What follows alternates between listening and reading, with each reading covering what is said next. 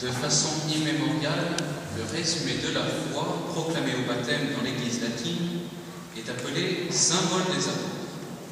Dans sa conférence, le cardinal Ratzinger en a parlé comme l'une des 4 pièces maîtresses d'une structure catéchétique dont le noyau remonte aux origines de l'Église, les 3 autres étant les sacrements, le décalogue et la prière du Seigneur.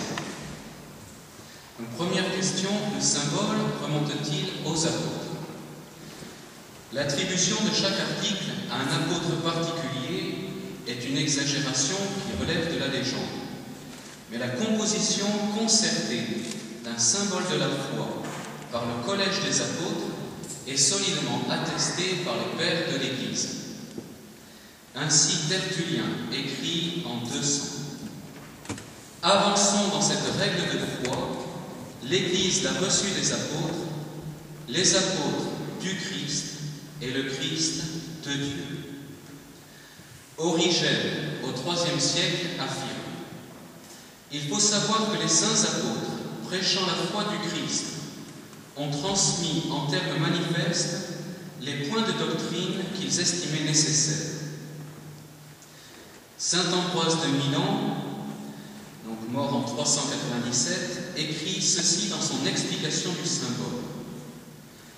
Si rien ne peut être enlevé des écrits d'un seul apôtre, comment oserions-nous entacher le symbole que nous avons reçu dans sa tradition et dans sa composition des apôtres? Voici que selon les 12 apôtres, 12 sentences ont été exprimées. Quant à Ruffin d'Aquilée, il écrit vers l'an 400 « Nos anciens rapportent ». Et donc le mot en latin c'est tradunt, qui a donné le mot tradition. Donc nos anciens rapportent qu'après l'ascension du Seigneur, lorsque le Saint-Esprit se fut reposé sur chacun des apôtres sous forme de langue de feu, afin qu'ils puissent se faire entendre en toutes les langues, ils reçurent du Seigneur l'ordre de se séparer et d'aller dans toutes les nations pour prêcher la parole de Dieu.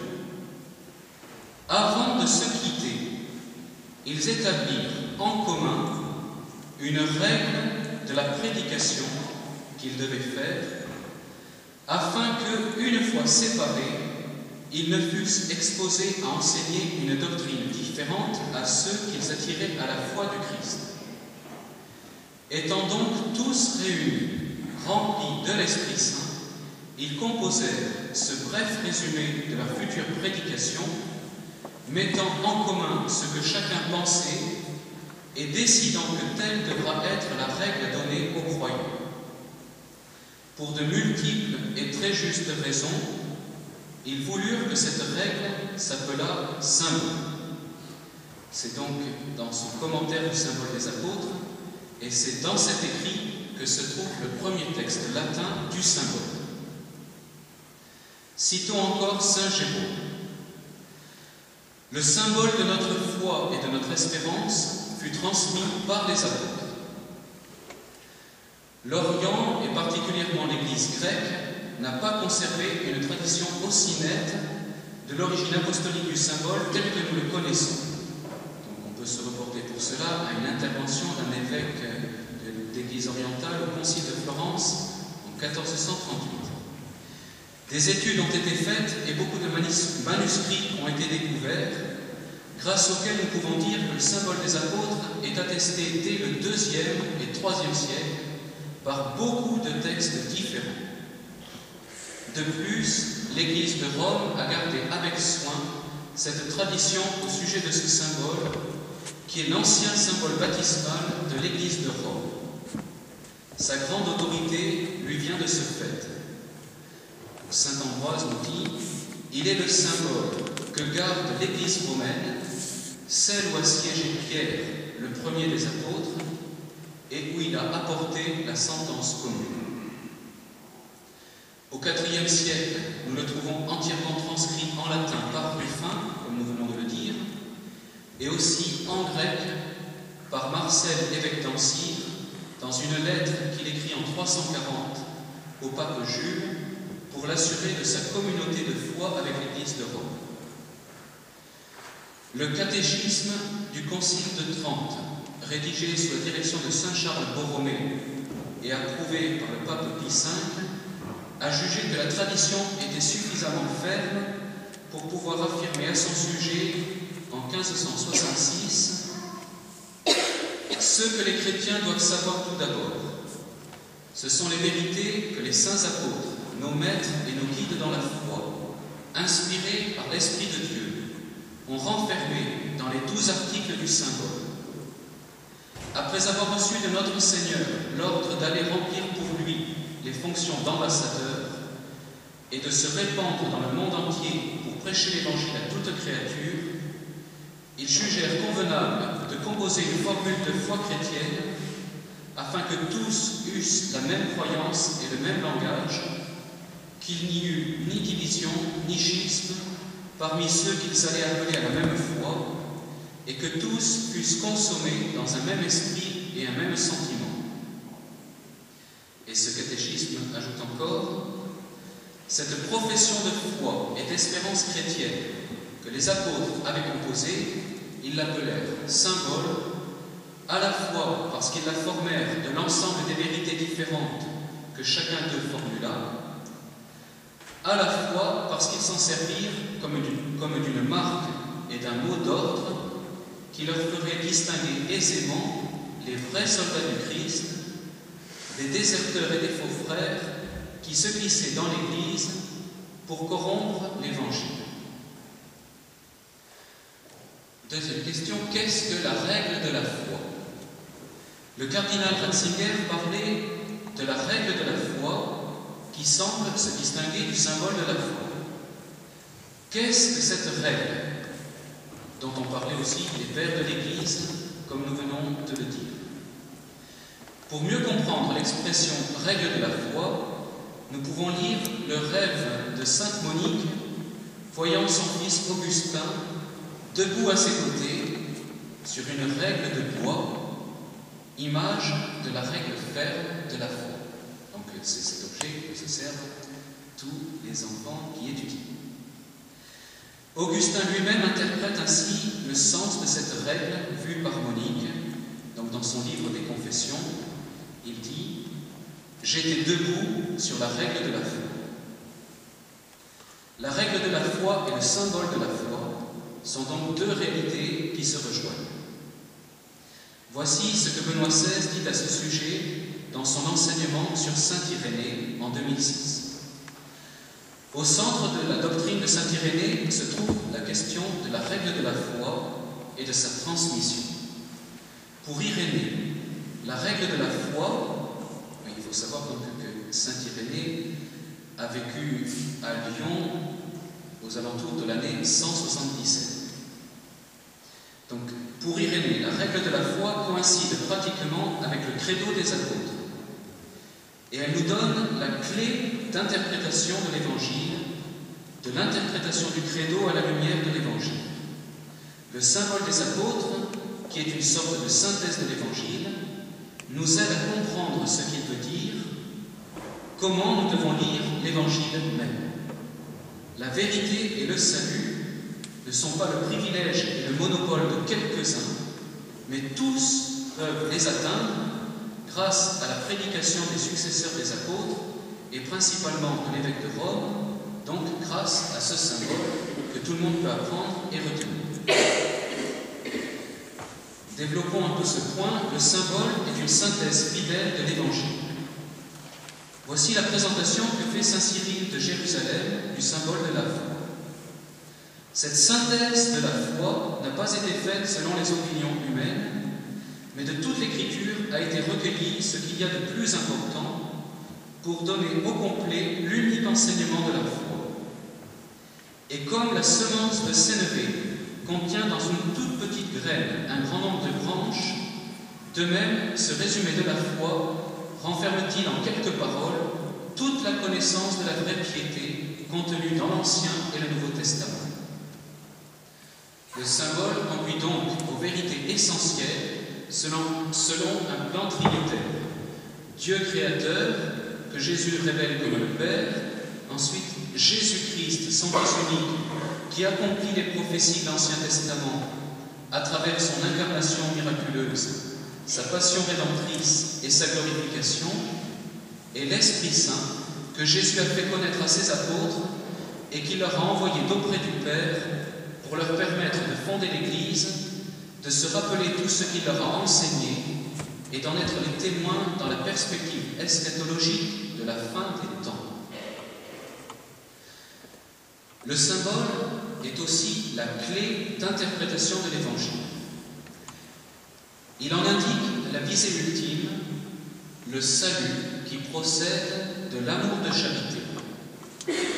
Il ne s'agit pas de mettre bout à bout des connaissances historiques sur un penseur formidable, mais à saisir le dessein divin qui traverse les siècles et à s'y impliquer par une adhésion qui engage notre être entier. Il écarte les opinions divergentes des Juifs, comme plus tard celles de toute autre personne au sujet de la Bible.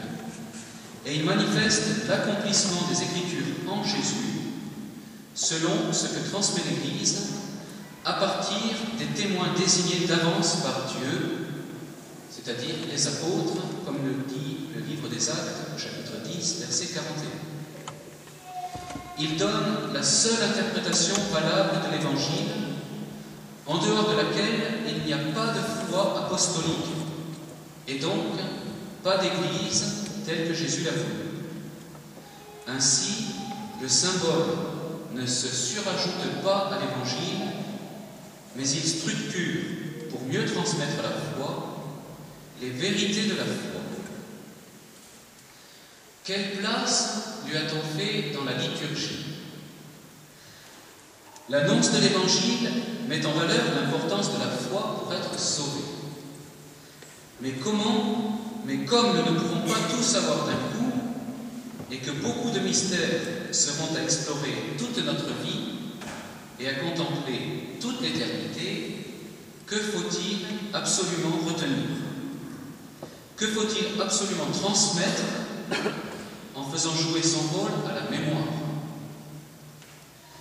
Les catéchumènes reçoivent au cours d'une liturgie le symbole baptismal, le symbole de la foi, à laquelle il leur faudra être fidèles toute leur vie. Dans la liturgie romaine, par exemple, le symbole des apôtres était solennellement remis lors de la tradition du symbole. C'était une petite cérémonie, en latin, ça se dit traditio symboli. Le chrétien doit ensuite le rendre à Dieu et le retransmettre devant ses frères intact. C'est la reddition du symbole. En latin, il y a un jeu de mots et c'est reditio symboli. Donc traditio, reddition. Il s'agit là d'un rite très important de la liturgie baptismale, commenté par saint Augustin dans quelques sermons célèbres. Ce symbole a-t-il joué son rôle dans la transmission de la foi? Saint Irénée, évêque de Lyon en 177, est témoin extraordinaire de cette fidélité avec laquelle l'Église s'applique à la transmission de la foi depuis l'origine. Donc je vous donne quelques exemples qui vous montrent que dès l'origine, cette transmission a été très fidèle. Il rapporte l'attitude énergique de Saint Jean et celle de Saint Polycarpe qui avait connu Saint Jean. Donc Saint Jean d'abord. Saint Irénée nous dit « Jean, le disciple du Seigneur, étant allé au bain à Éphèse, aperçut Cérinthe à l'intérieur. » Donc c'était un hérétique. Il bondit alors hors des termes sans s'être baigné, en s'écriant « Sauvons-nous de peur que les termes ne s'écoulent, car à l'intérieur se trouve Cérinthe, l'ennemi de la vérité. » Et au sujet de Polycarpe, donc il souligne l'autorité de Polycarpe, qui fut disciple des apôtres et vécut avec beaucoup de gens qui avaient vu le Seigneur. C'est encore par des apôtres qu'il fut établi pour l'Asie comme évêque dans l'église de Smyrne. Or, il enseigna toujours la doctrine qu'il avait apprise des apôtres, doctrine qui est aussi celle de l'Église, celle que l'Église transmet et qui est la seule vraie. À Marcion, qu'il abordait un jour et lui disait « Reconnais-nous ». « Je te reconnais, répondit-il, pour le premier-né de Satan. » Si grande était la circonspection des apôtres et de leurs disciples qu'ils allaient jusqu'à refuser de communier, même en parole, nous dit Irénée, avec l'un de ces hommes qui falsifiait la vérité. Donc on trouve cela dans le livre Contre les hérésies, livre 3, chapitre 3. L'intérêt de cette citation est de montrer que l'Église est dotée depuis son origine d'une aptitude à discerner sans cesse ce qui appartient au dépôt de la foi qu'elle doit transmettre et ce qui ne l'est pas. On ne la voit absolument pas portée à la fiction. Le Seigneur Jésus-Christ lui permet de rester fidèle dans son ensemble par un énergique attachement à la foi des apôtres. Et le caractère bref, synthétique et dépouillé du symbole des apôtres en est un vigoureux exemple. Pour terminer, disons que c'est cet attachement sans faille dans la tradition, chaînon après chaînon, qui nous relie d'une façon sûre à ce que le Christ a confié aux apôtres, qui a touché le cardinal Newman.